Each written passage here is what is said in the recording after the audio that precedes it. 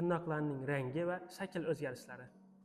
Yupqa, oqimtir, tez sinuvchan tırnaqlar temir tanqislik anemiyasida, mo'rt tırnaqlar kalsiy fosfor tanqisligida, sarg'imtir tırnaqlar jigar kasalliklarida, tırnaqlarda g'adir-budir bo'lishi infeksiyadan zararlanganda, tırnaqlarda oq dog'lar, chiziqlar bo'lishi, oqsil almashinuvining buzilishi, yod, sink moddalarining yetishmovchiligida, pastki qismi pushti, yuqori qismi oq tırnaqlar, ayrish sistemasining buzilishi, piyelonefrit buyrak yetishmovchiligida, soat oynasi simptomidagi tırnaqlar, yurak kasalliklari, yurakning tug'ma paroqlari, yurak yetishmovchiliklarida, baraban tayoqchalari simptomidagi tırnaqlar, emfizema va o'pka kasalliklarida, kichik chuqurchalar, dog'lar bo'lishi, artritlarda.